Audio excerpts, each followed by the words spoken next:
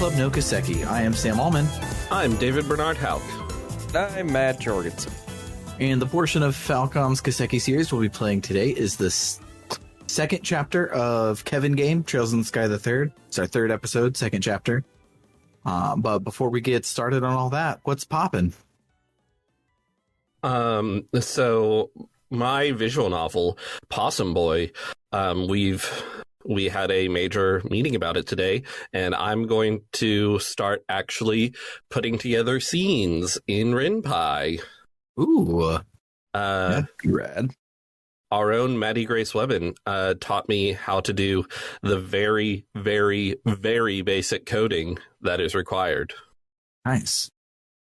Yeah, I was playing around with Renpai the other day for our super secret project that we're working on.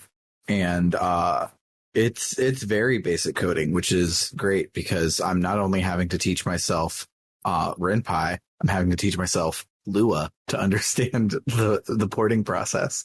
So one of them being really easy is pretty fantastic. Yeah.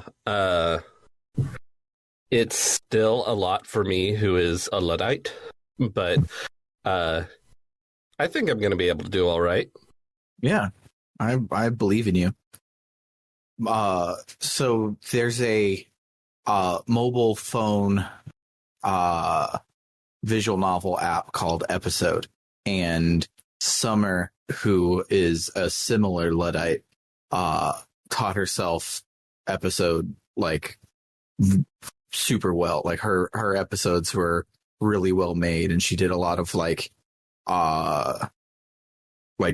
quote unquote camera tricks by like making one be real small and to make it look like they're in the background and stuff like that. She took to it like white on rice. So I believe he will do the same thing and succeed. Renpai looks easy enough for me to figure out. Yeah. What about you, Matt? Is there a reason it's been like 2 months since Kevin Game number 2? Yep. I have been swamped by work because the percentage of people who can open and close the store was decreased by a full fourth, and we're preparing to decrease it again. Oh no. It'll get back higher. We just need to actually find somebody we can hire to open a store. If you're looking, can you let me know? If you're in Wisconsin, I guess. But who is? Yep, just me and Sam. We're the only people that live here. That's true. Sam's actually the governor, and you're the attorney general. Yeah. I'm also the chief of agriculture and chief janitorial staff. Everything else is Sam. Yeah, so not only does Matt have to open and close the one GameStop, he also has to make all of our world famous cheeses as the head of agriculture. So he's busy all the time. Yeah. Yep. That's been my life for a while. Yeah. Like good on FromSoft for having a hit that's way bigger than anyone anticipated, but not so good on your store for giving somebody vacation, because surely that game won't be so big. Yeah, that was I cannot tell you. Okay, so my boss, she's been working video game retail maybe longer than I've been alive. I don't want to assume, but a very long time. And her boss has been doing it definitely longer than I've been alive. And nobody gets it.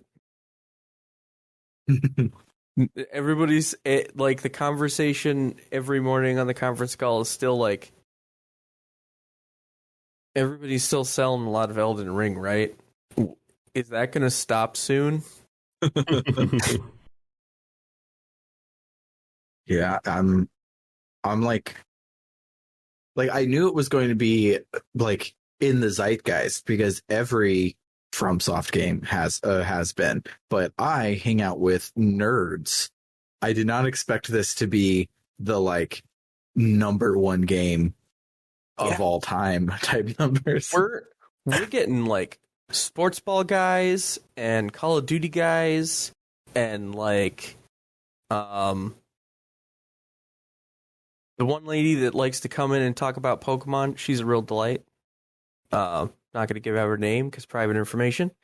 But like all of them, all of our regulars that are like, hey, when's the new WWE? Screw that. I want Elden Ring. Wild. Because like, no offense to Elden Ring, but it's a really bad name for a video game. It is. It's a bad name for a video game. Like there's no part of this equation should be best-selling game of 2022. And yet, here we are. Yeah, it's what was some like 12 million copies?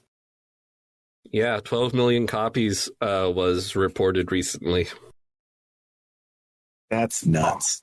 Good, Which is for, a lot. good for FromSoft. Now they can make a sequel to Cookie and Cream, the only FromSoft game I've ever played. They could make a new Kingsfield. They could and probably are making a new one of their mech games, which is exciting. Just imagine. They used to do Armored Core. Armored Core. Yeah, Armored Core. Was it Armored Core? Yeah. Mm-hmm. Imagine an Armored Core post Dark Souls. Mm-hmm. That's going to be. Don't hurt me like that, Sam. If I get my hopes up, I'll be stuck with this. Yeah, Polygon recently put out an article about a video about Armored Core. I have not watched it, but apparently it's a good video. It's a great video. I saw it. I'm like, I should play some fucking Armored Core. I probably am really bad at it, but it looks like it would be a fun game to be bad at. Well, that's the cool part about Armored Core. No one's good at it. It's like Tetris. You just do a little better every time. Yeah. I just finished like moments ago because I finished my notes early so we could get this done before recording instead of after recording. But me and Summer just finished episode 8 of Business Proposal. And let me tell you, it's probably the most enjoyable television I have ever watched. And I highly recommend it if you are okay with subtitles and you like silly, funny rom-com things. And it's very fantastic.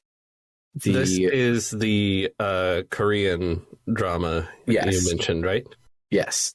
I'm not good with subtitles, so I'm going to learn Korean instead.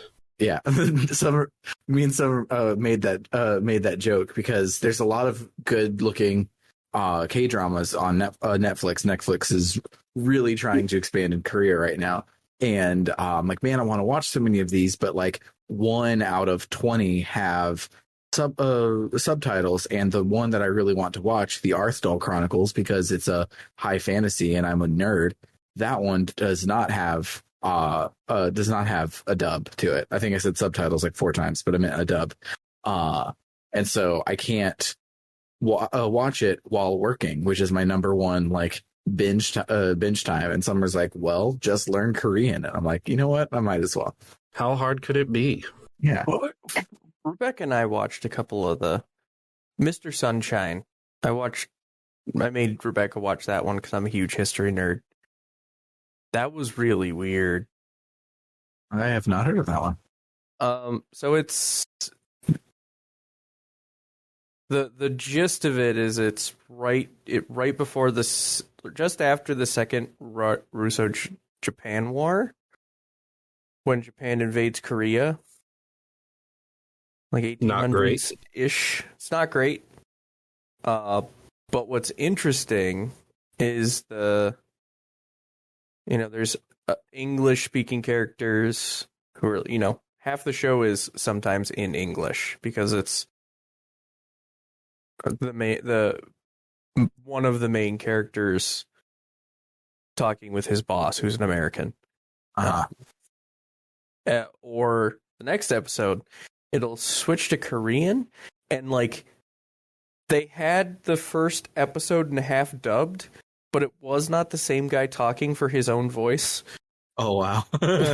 when it was in Korean or Chinese. So it was very weird. That's wild. But yeah, to sell you on business proposal real quick, Matt. So the story is Hari has a rich friend, Youngso, and Youngso's parents try to hook her up on a blind date with this guy named Taemu. And Youngso is tired of, like, doesn't want an arranged marriage. She wants to fall in love for love. So she pays Hari to go on the blind date pretending to be her to like wreck it. Unfortunately, Taemu has his whole life planned out for him. So the chaos that Hari tries to cause to ruin the date endears him to her. And so he falls in love with this fake Youngso, and he realizes that she's fake. So he then hires her to be his fake girlfriend to get his grandpa off his case. And they continually fall in love even more off of that. And it just keeps expanding. And tonight's episode was the long awaited, let's just realize that we're actually in love with the real versions of each other and not these fake ones. And it made me happy on the inside. Just feed that to me with a shovel, because I'm all in. Yeah, it's fantastic. I highly recommend it. It's like presentation feels like an Edgar Wright movie style heightened, but through the lens of a K-drama. So it's like if Edgar Wright made a movie, but then got the Looney Tunes people to do the sound effects, because that's what K-dramas always do. So it's a lot of penny whistles and weirdness, and it's just bonkers, and I love it so freaking much. Highly, highly, highly recommended. I also, in the same vein, finally got around to starting Crazy Ex-Girlfriend today, and it's also very, very good. I thought you were segueing into the game, saying you also highly recommend Trails in the Sky the Third, but no. I do. Crazy Ex-Girlfriend's good, but like everyone I feel who hasn't watched it yet, or who has wanted to watch it, has watched it, except for me. It's a musical comedy on the CW. It's really good. It's in a Aline Brosh McKenna joint, and she's great. She wrote Devil Wears Prada, so it's awesome. But you know what's also good? Legend of Heroes: Trails in the Sky the Third. So without much further ado, good segue. Thank you. Let's listen to some Kevin music and talk about some Kevin plot.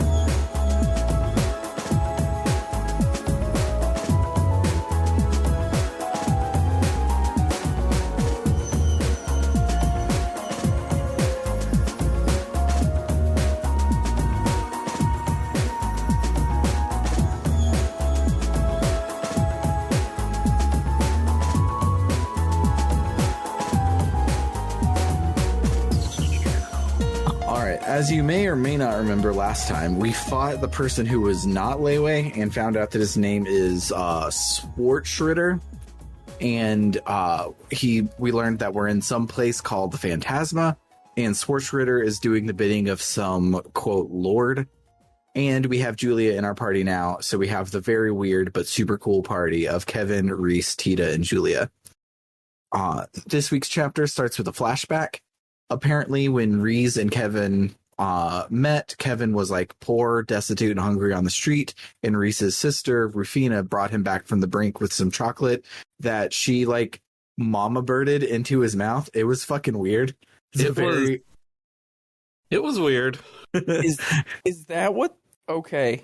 Yeah. I mean, I don't think she chewed it up and spit it in him. I think she was like holding it in her mouth and then shoved it in his mouth. But still, it's weird. It doesn't seem like pedo weird, even though Kevin calls her a pedo, because they all seem like they're the same age. Yeah, I think she's probably like 2 or 3 years older than him, which is still, nothing makes it not a weird thing to do. Yes. the age gap was not the weirdest part here.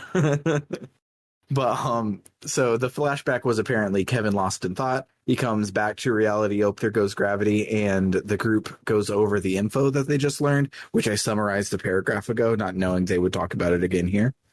Swart Schroeder apparently had mentioned Reese having a sister last week, which I don't remember, but the characters do. Julia asks about Rufina. Apparently, she was also a Grosritter, like Kevin and Reese are, but she died about 5 years ago. She was always doing super top secret work, so she might have met Swartzritter back in the day, but Kevin and Reese have never heard of him before. They conclude that they won't learn anything based off conjecture alone, so it's back off to the Jade Corridor for us. We get to the end of the corridor and a portal awaits us. Blue skidoo, so we can too, through the portal, and we end up in Gransel. The party's like, wow, what a short game. We escaped the death labyrinth. It's over. Roll credits, guys. And Reese is like, does the main gate normally look like a giant magic-y orby steampunk bullshit door? And they're like, oh, no, I guess not. There's also not usually demons on the streets. Fuck. So at this point, I'm like, oh, this is a fake Gransel and Phantasma. But all the characters seem really convinced this is real Gransel, but fucked up. Yeah, because not only is it obvious that this is like the dungeon's version of Gransel, the chapter title thing comes up and is called The Otherworldly Capital. So if you didn't pick it up, the game basically tells you. So it's weird that for the next like 3 hours of game, none of the characters, it even crosses their mind that they're in an alternate version of Gransel. It's weird. Julia is like, what the fuck is happening to the city? I gotta go check on the castle. So we all go with her to figure it out. There's a boss blocking the way, and we kill it. It's not very hard. When it's dead, the barrier to East Gransel, I think, disappears. I think it's West Gransel, but it doesn't matter. It doesn't really matter. To one of the side places disappears, but the barrier behind the boss is a big old signaturgy rune. Reese says that it's magic, and we got to save it until we figure out what else is happening. We can't open it yet, so we venture elsewhere in the city. Everywhere is similarly blocked by symbology, so we eventually make our way to the Erebonian embassy, where we are ambushed by more big boy skeletons. These are harder to dispatch. However, because I got my ass kicked in a particular way, I cheesed this fight and just held down the speed button and the accept button and did something else for a while. On like turn 2, they killed all of my people in a like protective barrier 2 squares away from Kevin. So the monsters couldn't get close enough to attack me because they're giant. So they couldn't just walk around. So they couldn't actually reach me. And Kevin has a ranged weapon. So he just stayed back in his little force field of corpses and popped off a pop shot for like 20 minutes of holding the speed button down. How was it if you didn't cheese it? Hard, but manageable. All my memory of how hard these things that I played earlier today are sort of wiped away by my memory of how hard the final boss of this chapter was. Aha. So we will get back to that one. When we finally kill all those spooky, scary skeletons, we get a glowing party member cube, so we teleport back to base to open it up. When we do, it opens one of the doors back in Gransel, and inside the box is Mueller. So we get a full-on B-team this game, and I'm very here for it. Except Mueller is now A-team, because turns out he is fucking strong in battle. He's real good. He's real good. I I'm now torn at the end of this the chapter who to pick in my party, because you have two required people, but then I have to pick between Julia and Mueller and the other one. We'll get there in a second. Yes, who we also love. Who we also love. And it's like, well, what do we fucking do? I don't fucking know. So we catch Mueller up on the situation, and he agrees to help us because he was with Olivier moments ago, and he doesn't trust Olivier to not die before he gets back, so he must hurry. Reese is like, all these people that we're finding know each other, so there's something up with why they're being brought here, because she, being a new character, doesn't know that this is a sequel to 2 other games, so of course they're going to reuse the assets. Now that we mean, someone could just point out that there's like a couple dozen people in this entire continent. Yeah. But so they're bound to know each other. She moved here and increased the population by 10%. Now that we have Julia and Mueller in our party, we can go through the first star door and get a scene with them. But I'm going to save the star and moon door, the sun, star, and moon doors for their own section each week. I talked with Jimmy from the Discord, and he said that all of them are basically just mem moms. Some of them are not important at all, but some of them are like lengthy. And if you take them completely out of what we played for the week, there's not a whole lot of main plot going on. So the interesting ones I'll go into in their own section, and I'll sum up the ones that aren't interesting. So we'll get to that later.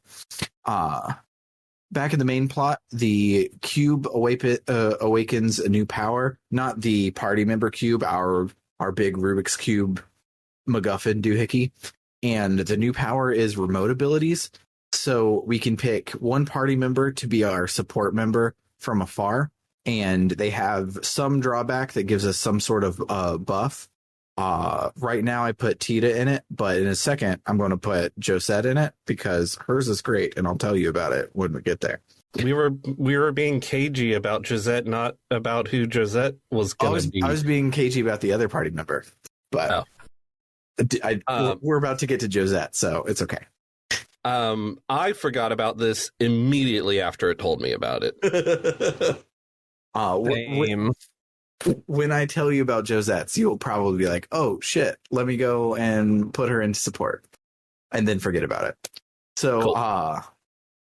We make our way back to Gransel and the new part that opens up, and we find the Bobcat. That's the Sky Bandit's ship. Spoilers, we're about to get a Sky Bandit on our team.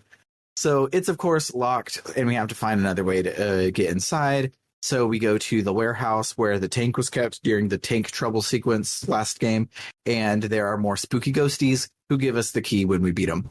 So back at the Bobcat, nothing inside works, just like in the R-Seal, but there is another party member cube, so we take it back to the base, and we unlock, of course, Josette, who is awesome.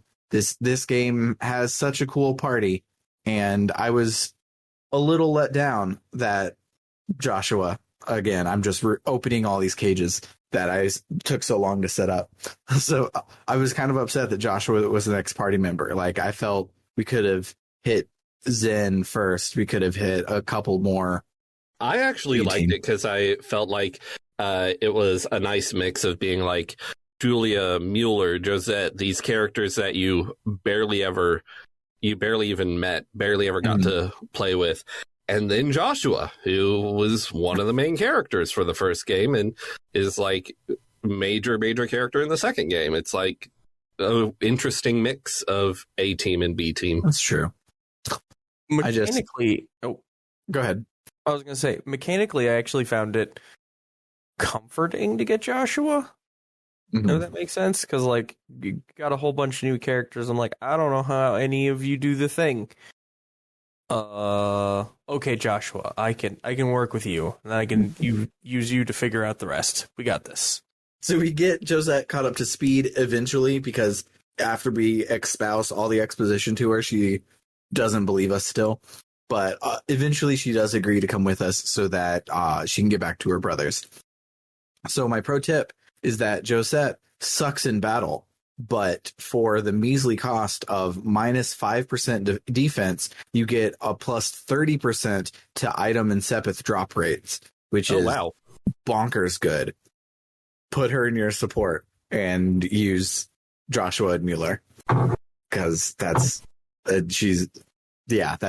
fucking badass, especially because Sepith is weird, and in both games so far I've gotten to a point where I have 0 Sepith and I don't know how to fix it.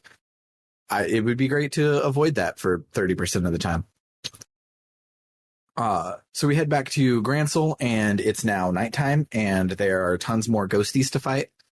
So you take Josette over to the Bobcat, and she confirms that it's dead in the water. But the arena has been opened, so we can go explore that now. We make our way onto the field, and there are waves and waves of spooky skeletons to fight. The last one is a big ol' centaur robot skeleton samurai thing, and it's kind of hard. I had a real tough trouble with it on easy. It is kind of hard. It apparently is. I think it's this one. It might be one of the other ones. I don't remember. One of the bosses is real hard this week, but as I was writing my notes off the Let's Play, they were like, "Oh, it's like stupid weak to Mirage, so you can just like soul blur every turn and take it down in like 2 turns," which is interesting. But once it's dead, it spawns a party member crystal, so of course we take it back to base and open it. Inside is Joshua. We catch him up to speed, and he is much more receptive to the whole deal than the rest have been. He's like, "Oh yeah, that totally makes sense." They're like, we're trapped in a big maze. That's fine. He and Estelle were in Crossspell because they apparently were able to download the English patches before they were taken down, and they were together and both absorbed by the light at the same time, but Estelle notably is not here, just Joshua. But since he and Estelle were in Crossspell, and Mueller was in Parm, which is just across the water from Liberal, everyone was really, really close to Liberal, but not really close together themselves. So if something was causing this, like an artifact or something, it would have to be one as big and strong as the areola. It could even potentially be the areola, because post last game, they're not exactly sure what all happened there. But we currently have no answers, just a whole lot of questions. So we decide to keep it trucking. My erstwhile enjoyment of Awful Squad makes me not able to handle the fact that there's a city called Parm. I am unfamiliar with Awful Squad. I'm not going to explain it. Cool. So, now that we have Joshua, the castle door itself has opened, so we can go inside. But inside there are no people, just spooky ghosties. So we make our way up to the roof, and we hear a human's voice. We rush to see who it is because we've seen no human so far. But of course, it's just fucking Gilbert. Who else could it be? He's being attacked by spooky ghosties, so we kill them to save him reluctantly. And they're so fucking easy. He could have taken them, honestly. Even him alone could have taken them. Yeah. So after we save him, we ask him how he came here. And he said that he was caught in the same glow that we were, but he was dumped in Gransel instead of at the library at our base camp. We ask him if Ouroboros is behind all of this, and he's like, "No, I would totally know." And Joshua's like, "Yeah, you probably would have no idea." But when we're all done with him, we don't like tie him up. We don't like lock him in the brig. We don't take him with us to keep our eye on him. We were like, he's just fucking Gilbert. Let him go. What's he gonna fucking do? He couldn't even kill these goddamn ghosts. I was worried for a second he was going to join the party. That would be bad. That would be bad news. I don't want Gilbert in the party. I don't even want Gilbert to be on my party selection screen because he would never come with me. It would be hilarious if they made him a party member, but intentionally made him really, really, really bad, completely worthless. He's level 1. Just Yes. everyone else is level 100 right now. Just make him level 1. And like instead of missing, he trips and deals damage to himself. And that'd be great. But so we continue our way all the way to the top of the castle, and we see a ghost, but this one is different and kind of familiar feeling. It's probably the hot voice. Y'all don't have voice acting, so you don't know it's a hot voice, but two of the voices that have been talking to us, one of them is obviously Yu-Gi-Oh! That we'll meet in a second, and the other one is a hot girl voice. So this is obviously hot girl voice. But she thanks us for coming all the way up here and gives us a key to the treasury before she disappears. We're like, that's weird, but thanks, I guess. So this is a memorable moment, but I want to make sure I don't forget it. Okay. So this does look like a ghost, and they're like, what was that? Was that a ghost? And Joshua says, it wasn't an ordinary ghost, at least. And I'm like, Joshua, what is an ordinary ghost? Can you tell me about that? Who knows? Maybe he just meant ghosts like all the ones we've been punching, but those are just fiends. So we go to the treasury, which, as you remember from the first game, is where the elevator down to the Areola dungeon is. But something weird is going on. When Kevin and Julia sealed the place, because that's Kevin's day job, they cleared out all of Richard's construction equipment and locked the place down for no one to ever go in there again. But now that we're in there, everything is all back, looking at the exact same way it did during the coup, because they didn't want to make an extra environment. They wanted to reuse it from the first game. And I gotta say, I think they must have sealed it pretty damn good, because rather than thinking someone got in here and put a bunch of stuff in here again, they think maybe we've gone back in time.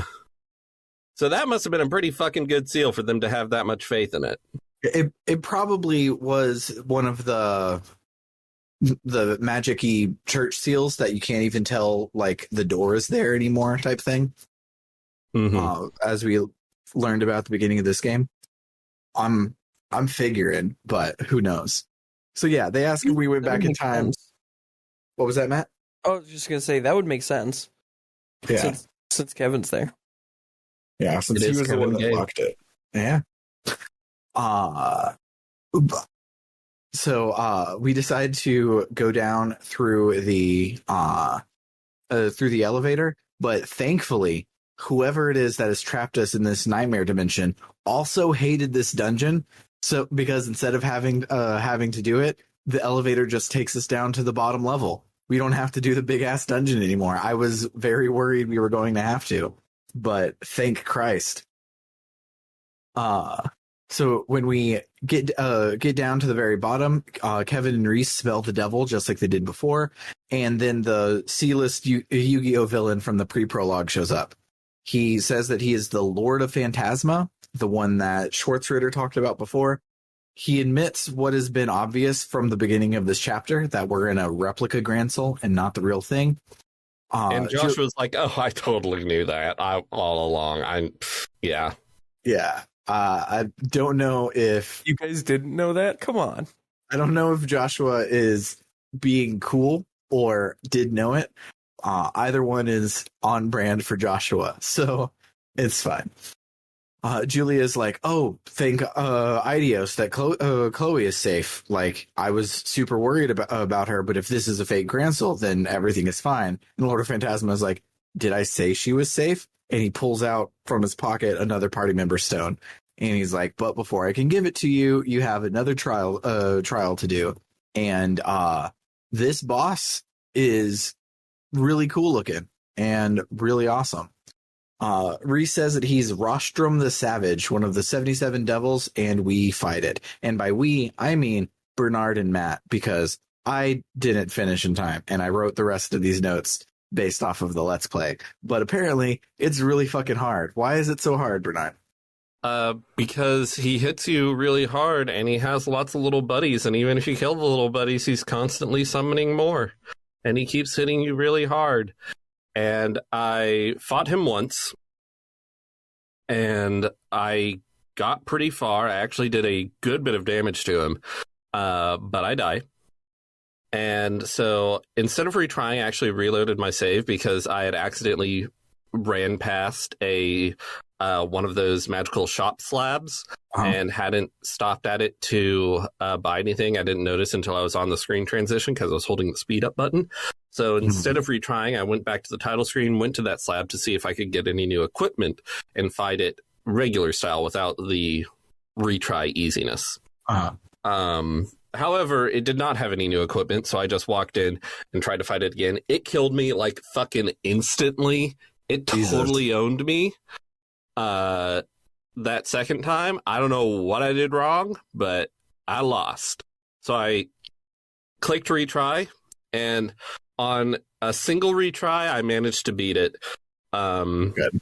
The retry buffed my party members just enough to where they could take out the guy's little buddies in one hit instead of two, and that made it a whole lot easier. Oh, yeah.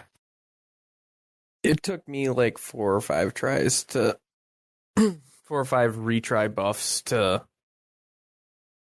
finally get to that point. Admittedly, I was not. I thought, well, it was like 2 a.m. when I was playing it because spoilers. I never sleep. It's for the weak. But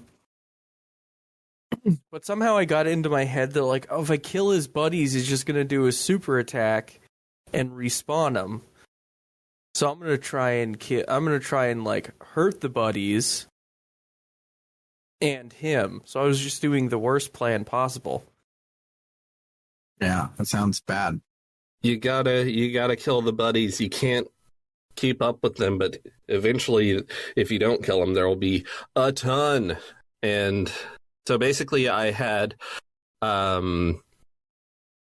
Joshua and Reese casting magic on the big bad guy, and then I had Julia attacking the buddies, and I had Kevin healing everyone.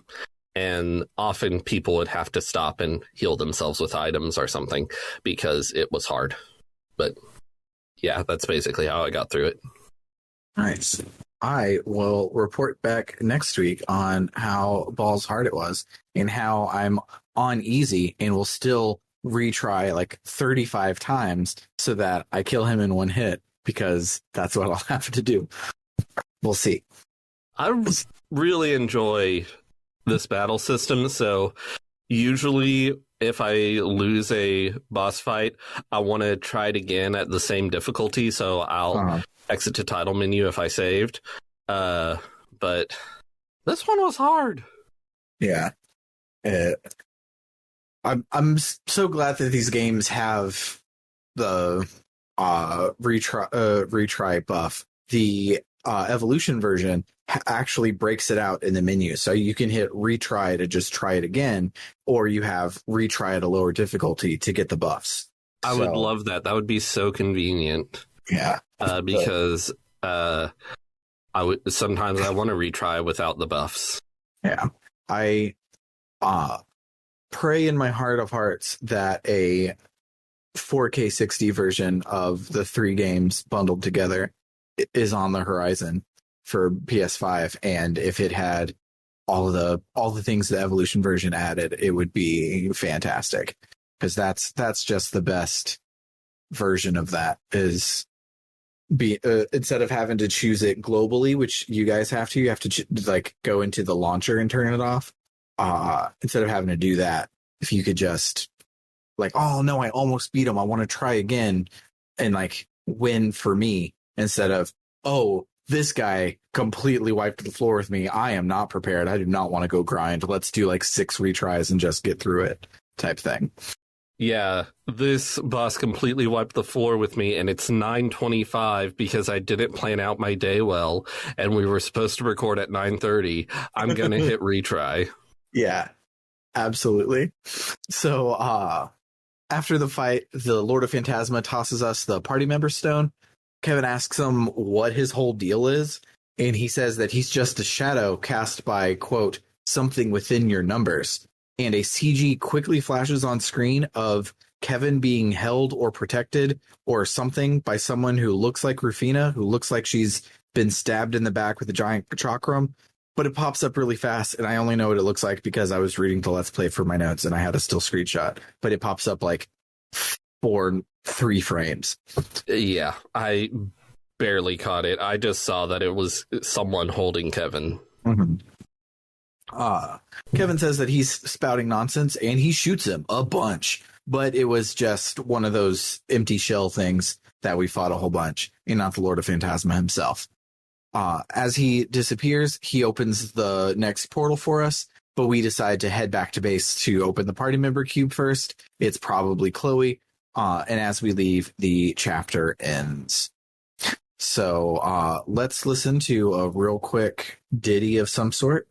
And then let's talk about the different doors we could go through this week.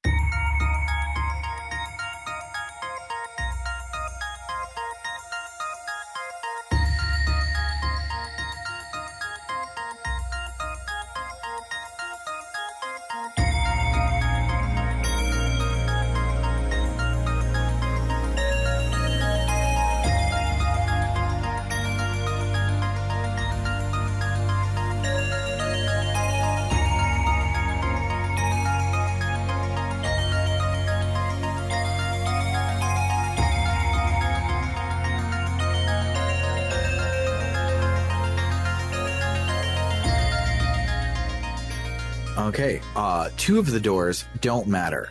The first one that doesn't really matter is Josette's sun door. She gets sun door number 1, but it's all of the good part is just a short and sweet scene of her apologizing to Don, her eldest brother, for fucking their life up. But the main reason it's there is a turret minigame where you get to shoot Gilbert with a machine gun, and that's worth the price of admission alone. Because who doesn't want to shoot Gilbert with a machine gun? But plot-wise, that's all that happens, is she gets closure with her brothers. Yeah, it's a nice scene. I enjoyed it. I'm glad I did it. But nothing important really happens.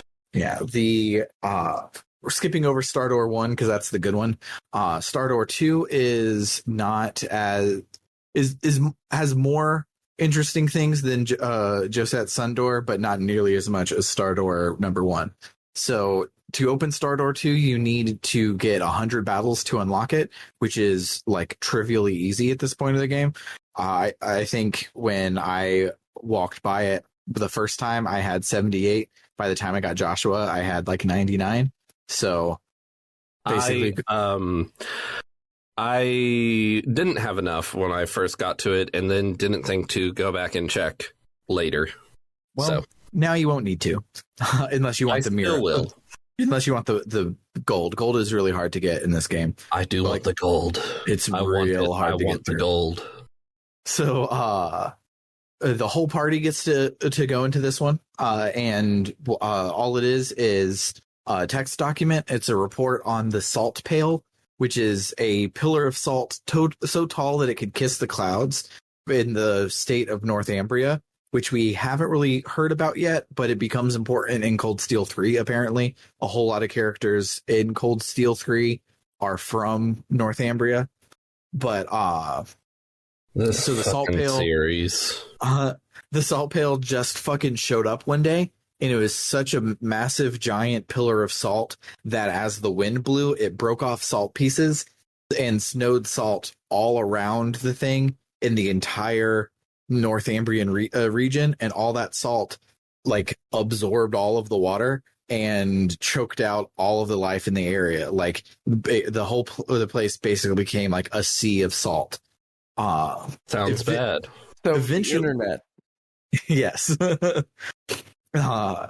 Eventually, it lost enough salt that people were able to go and investigate, and it turns out that whatever it is, artifact or whatever, it turns what touches it into salt. So not only was all of the salt around it blowing off, but like things that would be picked up by the wind then became salt to make it worse. And it just was this huge ass crisis that in the end completely resulted in the state's dissolution. And it was replaced with a democracy. The church stepped in to like protect people, and it's become like a super restricted zone. And the country was so destitute that their armed forces basically dissolved, and the peace was only kept by vigilante corps, which eventually became the Jaegers. The church's official position is not that the salt pail is an artifact, but rather more of a fundamental manifestation of the goddess's powers of creation, direct quote. So, of course, they turned it into a weapon, because who doesn't? And this is the weapon that Kevin used to kill Weissman at the end of last game. Oh, Weissman did look like he turned into salt. He did. So the good one this week is Star Door number 1. So this one, you need Julia and Mueller both in your party to go and open it.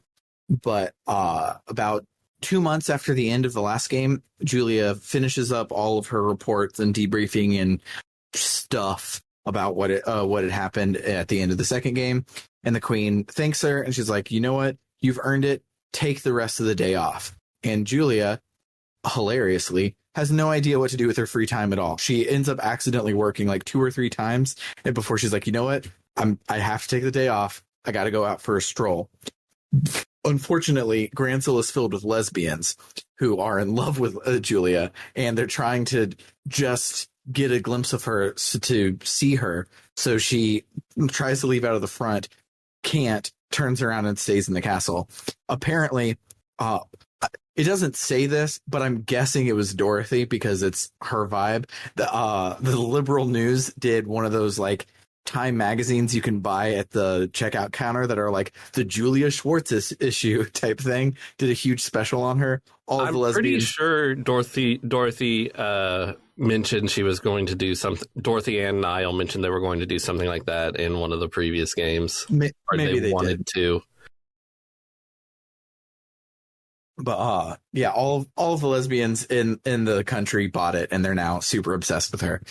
So Julia tags along with the Archbishop in her Sister Ellen disguise from the first game and makes her way out of the city.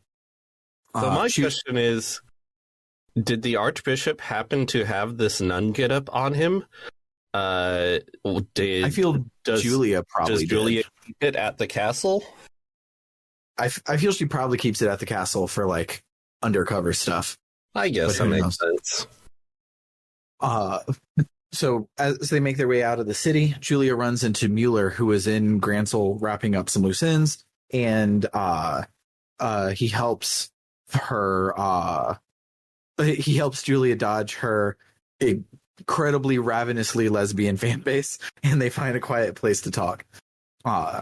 She lets on that she has real bad imposter syndrome because she wasn't a party member during the first 2 games. So she feels like she let Chloe down and she wasn't actually doing all of the things everyone else did. And now she's getting all this attention and promotions and stuff and being considered one of the heroes when she really didn't do anything. But Mueller's like, is that the only thing bothering you? And she goes, actually, it's like I'm really, really close to Chloe. I've always been protective of her. And if I get a promotion and all of this attention on me, I'll get even busier. And I already feel bad for not being able to be there for her for the past 2 games. Now, like, I won't be able to be there for her at all. And I won't be there as much as she wants me to be. And she says, Mueller, I'm jealous of you. You get to be with Olivier all the time. And he's like, fucking take him. I fucking hate this guy. I fucking hate Olivier so fucking much. It's just my job. Like, my whole family is the Imperial bodyguard. So from birth, I've had to protect Olivier. It's fucking stupid. You can have him. I don't fucking want him. And it's hilarious. So he's like, you know what? You just need to blow off some steam. Let's go have a duel. And he is a very hard but optional boss. You don't get any better loot or anything for beating him. You just can go and have fun. but he's Falcom just really loves putting in forced loss battles that you can technically win. yeah, basically. The only way the Let's Play said the only way you can really win is just to heal, and then if you get lucky where you get 2 turns in a row, you take a pot shot at him to get enough craft points to do your S craft. Do that forever, and that's all you get to do to win. It is pretty boring. That's what I was cheesy. trying, and it didn't work because he was too strong. Yeah. So now that she has a clear head, she decides that she's going to support Chloe by accepting all of her promotions. Supporting doesn't have to mean doting on her hand and foot like it has in the past. It can just be doing everything in her power to make sure that Chloe is well equipped to be a good ruler. Mueller returns to the embassy, and Julia returns to the castle and runs into Chloe. Conveniently, for storytelling's sake, Chloe remembers to thank Julia for always supporting her and being a good role model and a parental stand-in after she lost her parents. Julia promises to always support Chloe, and even if she can't physically be there, and Chloe thanks her. So she gets to spend her day off having tea and just laughing with Chloe like a sister. It's real cute. I like Julia. I really like Julia. So yeah, at this point of the game, I have to decide between Mueller, whose lore I don't care about, but he's great in battle, and Julia and Joshua, whose lore I really care about, and they're also good in battle. It's like they're not as good as Mueller is, but I like their lore better. Is that enough to not have this trucky truck in my party? Who knows? I can't wait until we get Olivier's party member crystal and they unseal it, and Mueller's immediately like, fucking damn it. God damn it. Put it back. He like picks up the pieces of the cube off the floor, tries to shove them back in it. Get in the crystal. So, yeah, let's listen to another little ditty and talk about our memorable moments.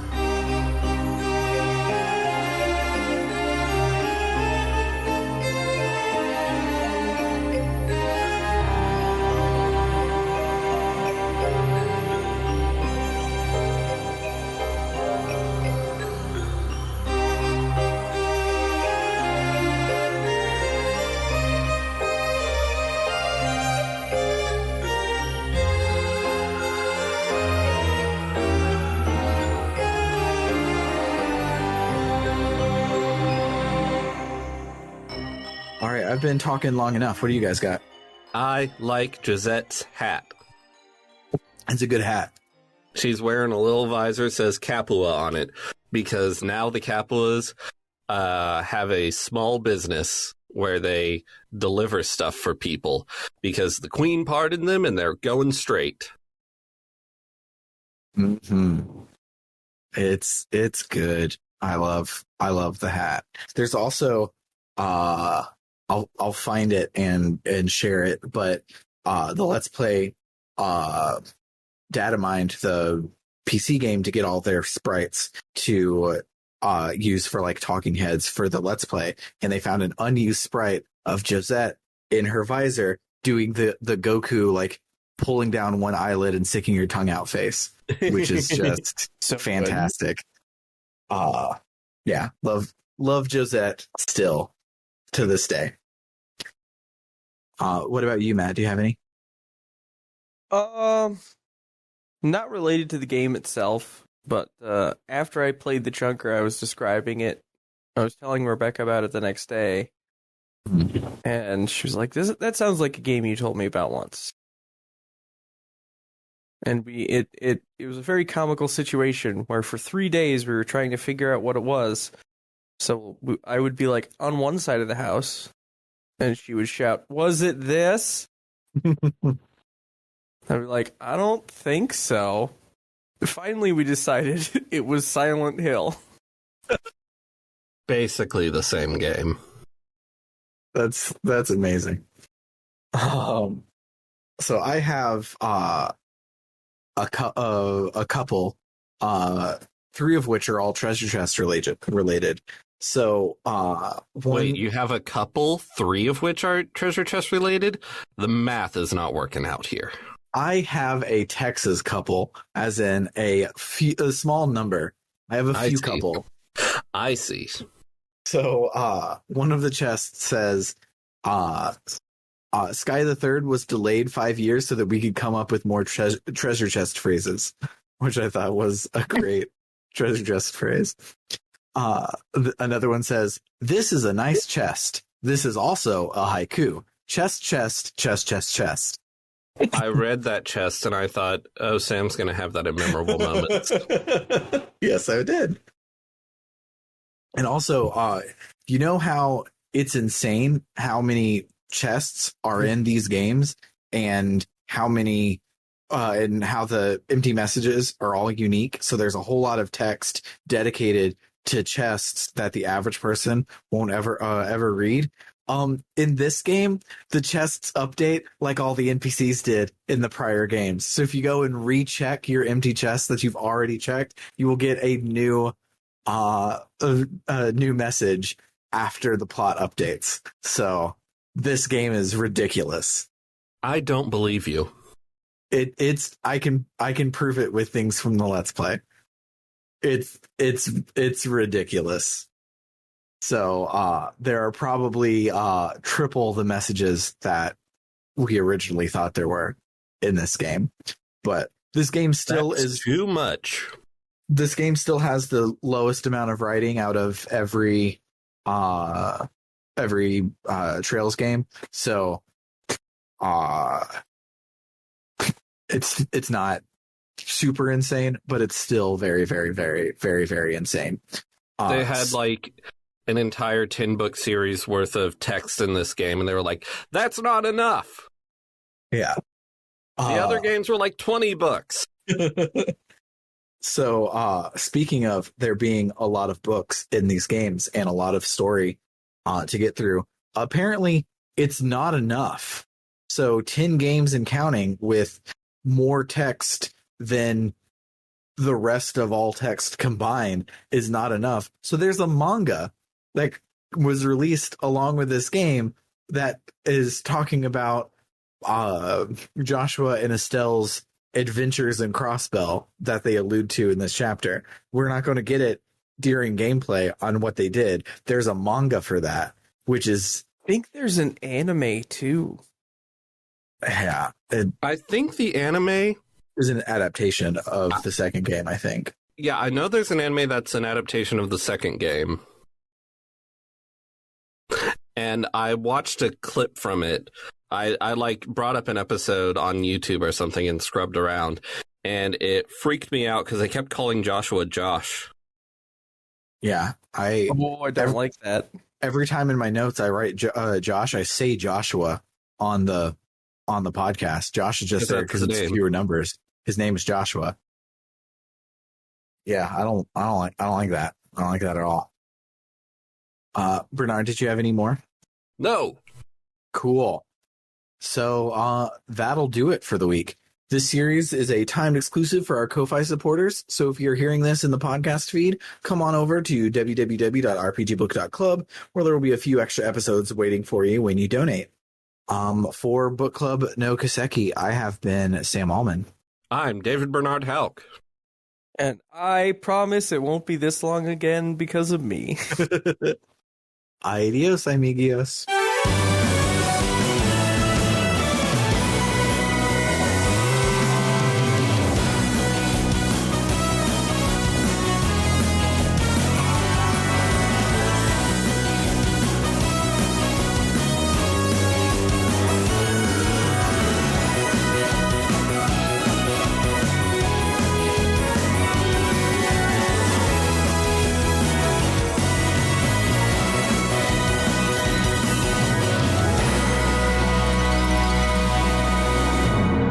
Nice short episode. These episodes are short.